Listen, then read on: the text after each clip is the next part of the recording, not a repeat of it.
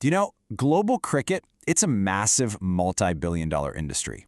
We're talking huge tournaments, gigantic television deals, and millions upon millions of fans. But when all that cash flows into the International Cricket Council, the sport's main governing body, where does it actually end up? Who's really winning this money game? Okay, let's get into it. Let's just start with one single staggering number. For the ICC's next big 4-year financial cycle, almost 40% of the net revenue is going to just one of its 108 members. That's about $230 million every single year, going straight to the Board of Control for Cricket in India, the BCCI. Right, so how on earth did we get to this point? How did one single board come to have such an immense grip on the finances of a worldwide sport? Well, it's a story about money, for sure, but it's also about power and what it all means for the future of a game loved by billions. And really get it, we've got to follow the money. Where does it all come from in the first place?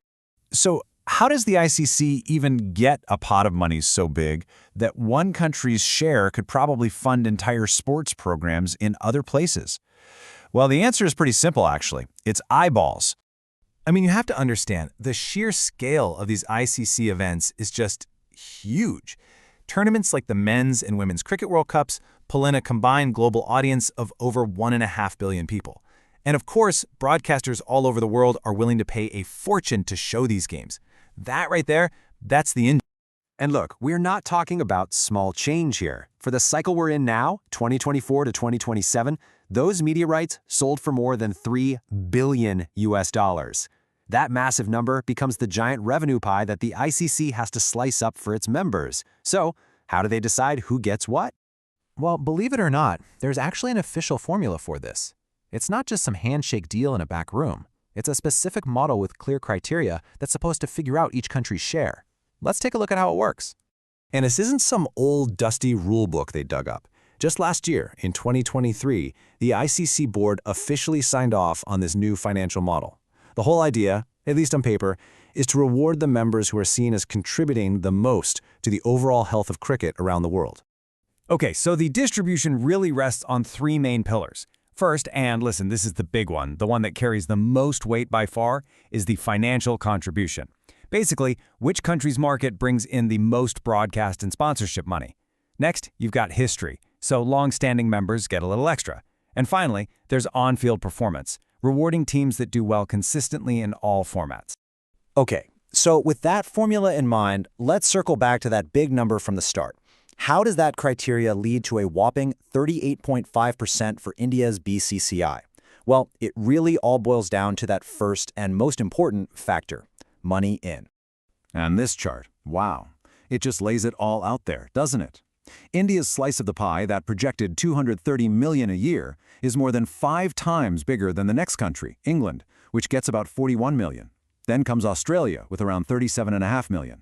In fact, look at this. India's share is more than the other 9 top-tier nations get combined.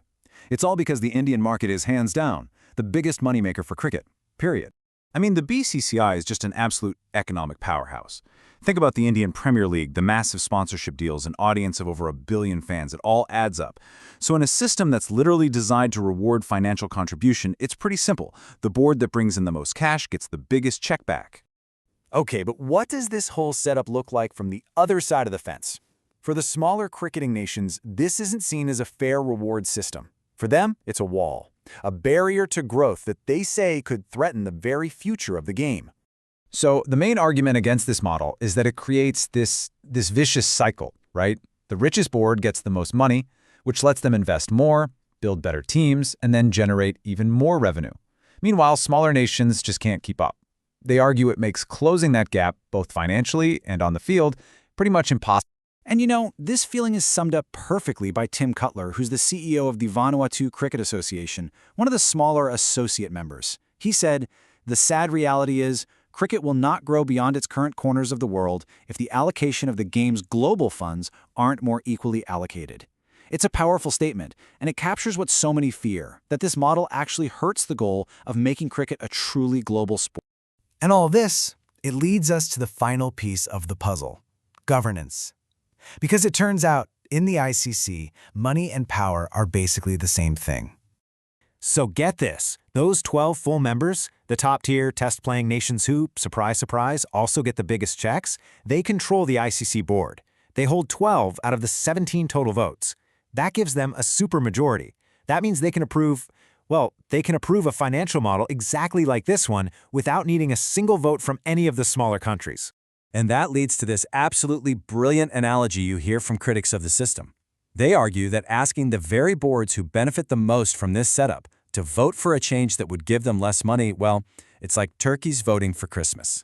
So at the end of the day, that's the fundamental tension we're left with. The current model is fantastic at rewarding the members that make cricket a commercial success. But the big question is, does that success come at the cost of the sport's global growth? Is this a business model for a truly global sport, or is it just a really good one for its most powerful members?